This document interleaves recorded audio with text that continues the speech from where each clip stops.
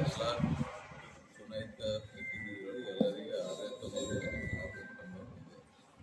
ಆದರೆ ಅಂತಿಮವಾಗಿ ತೀರ್ಮಾನ ಮಾಡ್ತಕ್ಕಂಥದ್ದು ಹೈಕಮಾಂಡ್. 2.5 ವರ್ಷದಿಂದ ಹೈಕಮಾಂಡ್ ತೀರ್ಮಾನ ಮಾಡಿ ಪಕ್ಷದ ಶಾಸಕರ ಅಭಿಪ್ರಾಯ ಆಲಿಸಿ ಸಿದ್ದರಾಮಯ್ಯ ಅವರು ಮುಖ್ಯಮಂತ್ರಿಯಾಗಿ ಮಾಡ್ಯಾರ. ಈಗ ಸಿದ್ದರಾಮಯ್ಯ ಅವರು ಪ್ರೆಸೆಂಟ್ ಮುಖ್ಯಮಂತ್ರಿ ಯಾರ ಸ್ಥಾನ ಖಾಲಿ ಇಲ್ಲ. ಪ್ರಯತ್ನ ಮಾಡ್ಲಿಕ್ಕೆ ಯಾರು ಬೇಡನಲ್ಲ, ಆಗ್ಬೇಕಂಬುದು ಎಲ್ಲರ ಮನಸ್ಸಿನಾಗ ಇರ್ತದೆ. ಅವ್ರವ್ರು ಯಾವ ರೀತಿ ಪ್ರಯತ್ನ ಮಾಡ್ತಾರೋ ಅವ್ರಿಗೆ ಸುಮ್ ಕುಂತ್ರೆ ಏನು ಅಧಿಕಾರ ಸಿಗಲ್ಲ. ಕರ್ನಾಟಕದಾಗ ಈಗಾಗಲೇ ACC ಅಧ್ಯಕ್ಷರು ಕರ್ನಾಟಕದವರಿದ್ದಾರೆ. ಸುಮಾರು 2-3 ದಿನದಿಂದ ಬೆಂಗಳೂರಿನಲ್ಲಿ ಮಲ್ಲಿಕಾರ್ಜುನ ಖರ್ಗೆ ಅವರು ಇದ್ದಾರೆ. ಎಲ್ಲರೂ ಕೂಡ ಅವರಿಗೆ ಭೇಟಿ ಮಾಡಿದ್ದಾರೆ ಮತ್ತು ಅವರು ಕೂಡ ಸ್ಪಷ್ಟವಾಗಿ ಹೇಳಿದ್ದಾರೆ, ರಾಹುಲ್ ಗಾಂಧಿ ಅವರು ವಿದೇಶ ಪ್ರವಾಸದಿಂದ ಬಂದ ಮೇಲೆ ಅದ್ರ ಬಗ್ಗೆ ಚರ್ಚೆ ಮಾಡ್ತೀವಿ, ಆದರೆ ಅಲ್ಲಿ ತನಕ ಯಾರು ಅದ್ರ ಬಗ್ಗೆ ಮಾತಾಡ್ಬೇಡ್ರು ಅಂತ ಹೇಳಿದ್ರು.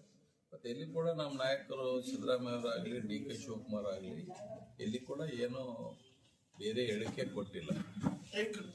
ಎಲ್ಲರೂ ಕೂಡ ಅಧ್ಯಕ್ಷರು DK ಶಿವಕುಮಾರ್ ಎಲ್ಲ 140 ಮಂದಿ ನನ್ನ ಅಧ್ಯಕ್ಷರಲ್ಲಿ ಶಾಸಕರಾದ ನಾ ಗುಂಪುಗಾರಿಕೆ ಮಾಡ್ತಾ ಇಲ್ಲ ಅಂತ ಹೇಳ್ಯಾರ.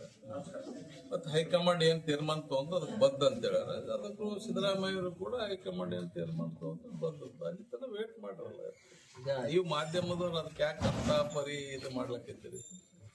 ಶಾಸಕರು ಮತ್ತು ಸಚಿವರು ದಿಲ್ಲಿಗೆ ಹೋದಂಥವ್ರು ನಿಮ್ಮ TV ಮಾಧ್ಯಮ ಮುಂದೆ ನಮ್ಮ ಇಲಾಖೆ ಕೆಲ್ಸಕ್ಕೆ ಹೋಗಿವಿ, ನಮ್ಮ ಕ್ಷೇತ್ರ ಕೆಲ್ಸಕ್ಕೆ ಹೋಗಿವಿ ಅಂತ ಎಲ್ಲ ಹೇಳ್ಯಾರ. ಮತ್ತು ಬೆಂಗಳೂರಾಗ ACC ಅಧ್ಯಕ್ಷರು ಬಂದಂಥ ಸಂದರ್ಭದಲ್ಲಿ ನಾವೆಲ್ಲರೂ ಬಂದಂಥ ಸಂದರ್ಭ ನಾವೆಲ್ಲರೂ ಭೇಟಿ ಮಾಡ್ತೀವಿ ಅಂತ ಕೂಡ ಹೇಳಿದ್ದಾರೆ. ನಿಮ್ಮ ಎದುರು ಹೇಳ್ಯಾರಲ್ಲ ಅವರು.